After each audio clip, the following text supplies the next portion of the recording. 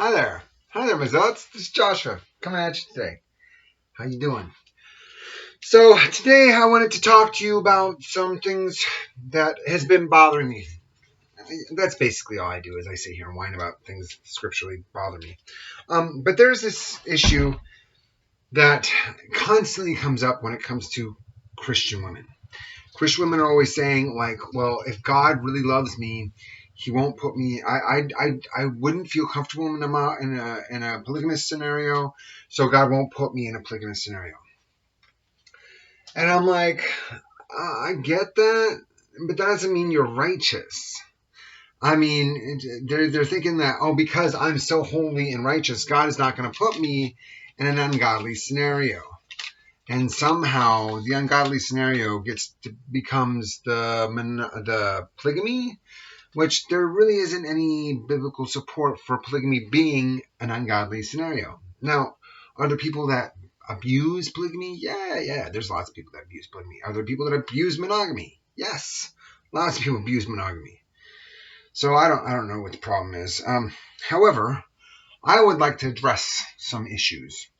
And a lot of people want to say, well, it's the guy, if he really loved his wife, he would only have her and be only with her. And I'm like, well, there are times where a righteous woman who is with a horrible man and she would like to be with a more righteous man, and then God slicks that man and then puts her with a more righteous man. Now, is this man already married? Yes. If you look at, there's this situation that goes on, and then there's this woman named Abigail, and now she's with a guy that's not very righteous. He's a horrible person. He's a horrible person. But she's married to him, and she's loyal to him, and she does everything she can to support him and to, help him in whatever his endeavors are, as long as, they're above board. Well, David is being hunted by Saul, and he's not looking good, but he needs some shelter. So he decides to go and seeks shelter from this person. And Nabal is like, heck no, not happening. You're not coming here.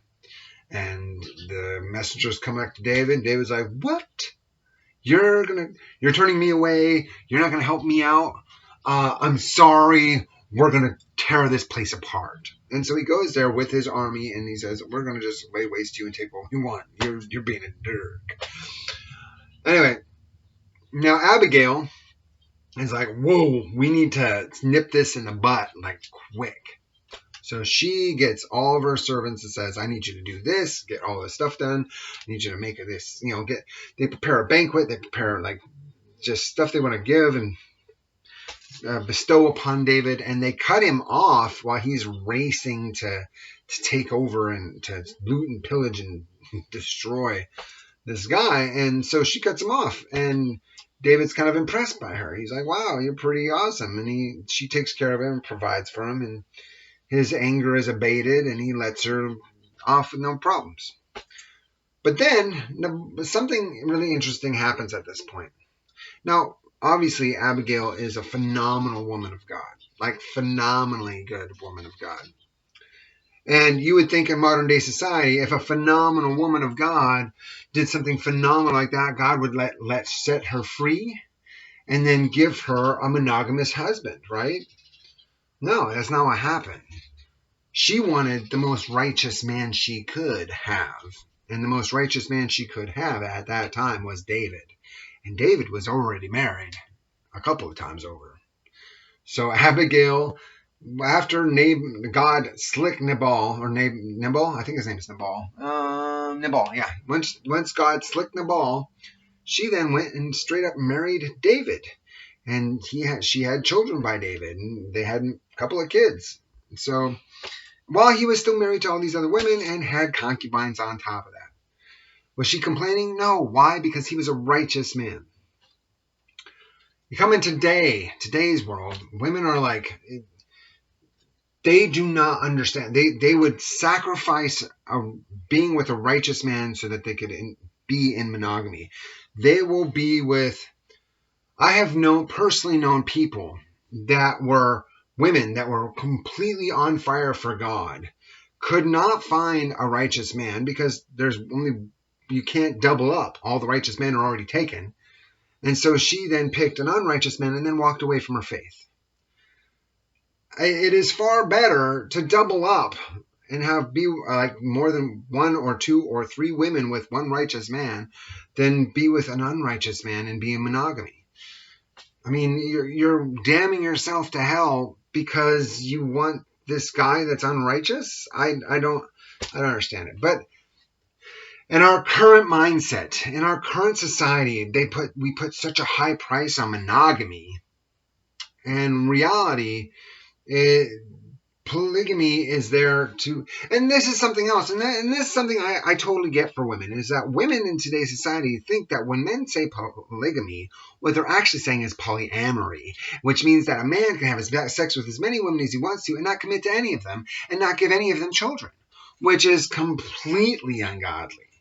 If you're a biblical monogamist, that means your job is to provide children and stay with every woman that you sleep with.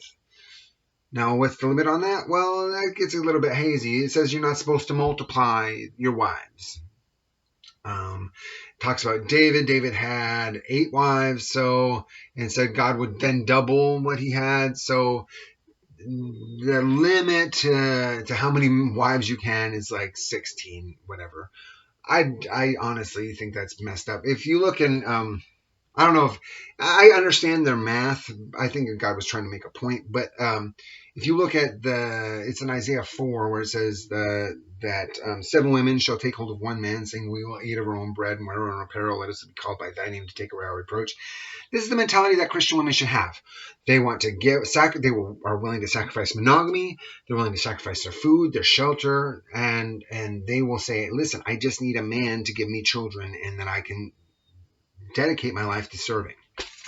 Anyway, I just want to put that out there because there are so many women out there that are trying to say that if you were righteous, you would be monogamous. And I'm saying, if you're righteous, you don't believe in monogamy. Now, I'm not saying that what people today do in monogamy or in polygamy is righteous. If you're righteous today, you don't believe in monogamy. You believe in polygamy. And if you're unrighteous, well, then you believe in monogamy. And then you're stuck in the same boat that you were already in to begin with. Anyway, I just want to bring that to your attention. I'm Joshua the Heretic. Well, they don't really call me the Heretic anymore. I'm trying to move away from that. But anyway, I hope you have a blessed day. And I love God because I love virtue, justice, and salvation, and destiny, and joy. You guys have a great day.